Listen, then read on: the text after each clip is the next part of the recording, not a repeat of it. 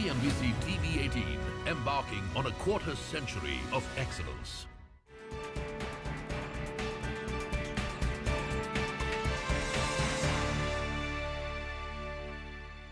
Welcome back. You are watching Global Eye. What next for India-Australia trade, business and political ties? How will the two countries work together in the Indo-Pacific, in Quad and also in the global order? With us right now is High Commissioner Philip Green, the new Australian High Commissioner to India. Thank you very much for joining us. Lay out your priorities for us in terms of deepening the relations between the two countries. Well, thanks, Parikshit. It's pretty simple. Our Prime Minister said to me before I came here that what he wanted was for this bilateral relationship, which is already on a high, to be moved as far and as fast ahead as I possibly could. So that's my job. There are three reasons, I think, why that is very credible. Firstly, we have a very high level of strategic alignment.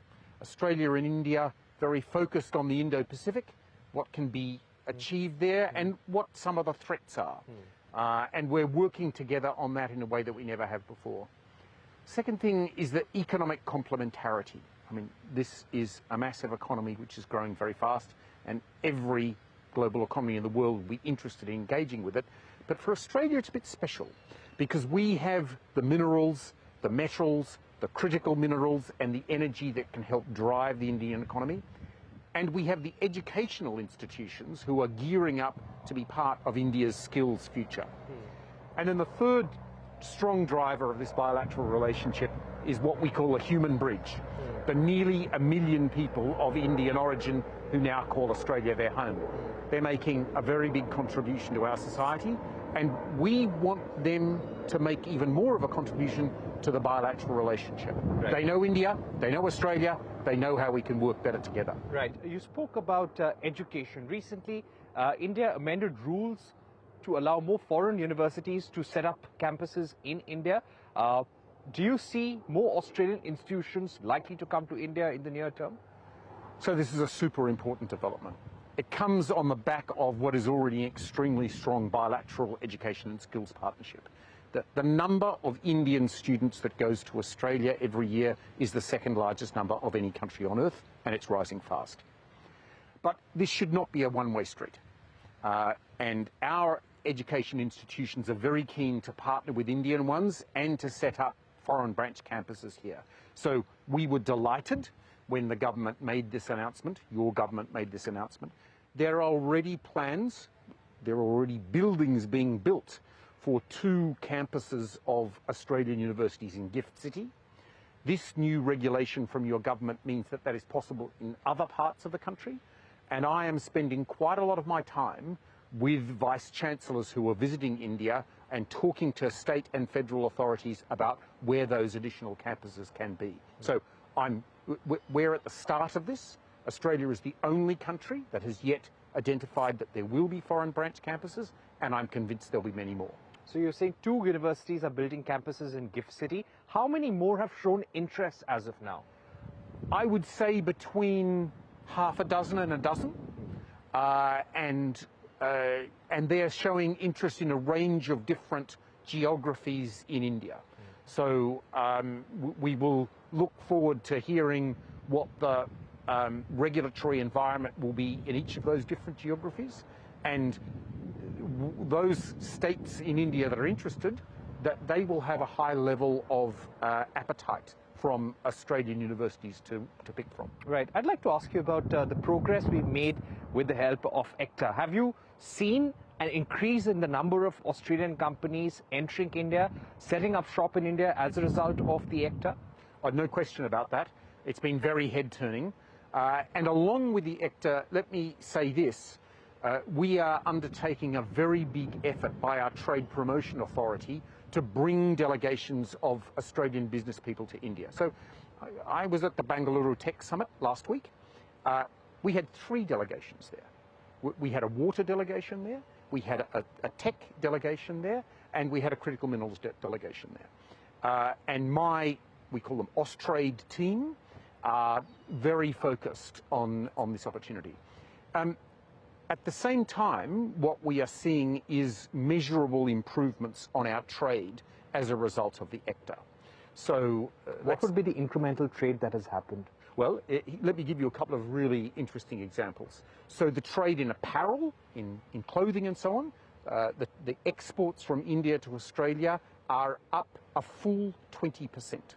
And in agricultural goods, it's more around 12% that the Indian exports are up. So we are seeing measurable outcomes from ECTA, and we're very pleased with the way it's going. Final thing to say is that the trade utilisation level of the ECTA agreement, the degree to which traders actually use it, is 73%. That's amongst the highest of any free trade agreement we've ever concluded. All right, that is an important point. So how many Australian companies are investing in India currently, and how many more are keen to invest, according to you?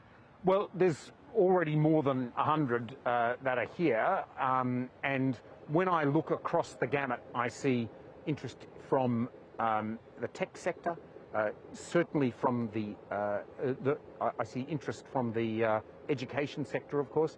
I see interest from the green economy sector. I see a lot of smart Australian firms with technology in fields like water and agriculture that they want to deploy here. So there's a very healthy level of interest. I'm sorry, I should also say there is also big investments by Australian firms like Macquarie Bank in Indian infrastructure, and that level of interest will also persist. So what's the road ahead for CECA? Is it happening by the end of the year? Look, I'm not going to put a time frame on it. Let me say this. We've had 7 rounds, and the rounds have been good. The cooperation between our trade negotiators is excellent. And what we call intersessional engagement, where they talk over video links, that is going on every second day. You know, look, Australia is one of a couple of countries that India is pursuing free trade agreements with. You know, there's a country that my forebears came from, where you seem to be taking a very big interest at the moment.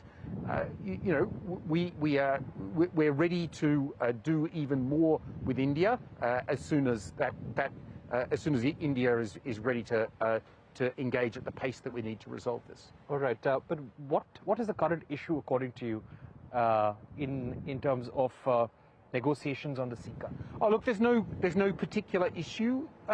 Inevitably, what happens with these free trade agreements is that at the final phase is a phase undertaken between ministers.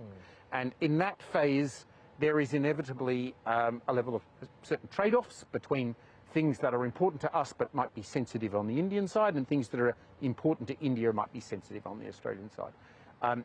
It's not possible for me to identify where that would land, but what I can tell you is this: these 7 rounds of negotiations have very much narrowed the scope.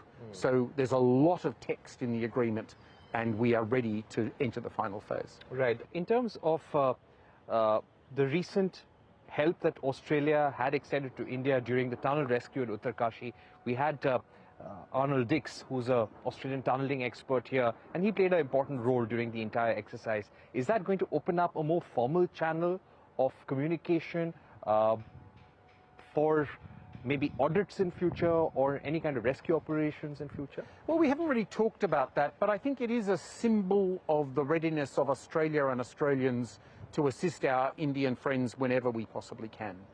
You know, Arnold Dix is a truly great Australian. His decision to come here when there was a need, and his readiness to work in an extremely cooperative way with the Indian authorities is, I think, emblematic of our partnership. So I had the opportunity to salute him. He was honoured in the Australian Parliament by our Prime Minister and the Leader of the Opposition. And I think you're right that it does turn our eye to the fact that whenever there is an issue that we can be helpful on this side of the Indian Ocean, and perhaps areas where we need some assistance on our side, that we'd be ready to offer that helping hand. High Commissioner, thank you very much for speaking to CNBC-TV18. It was a pleasure having you on the program. And that's all we have time for here on Global Eye. Thank you for watching, and goodbye.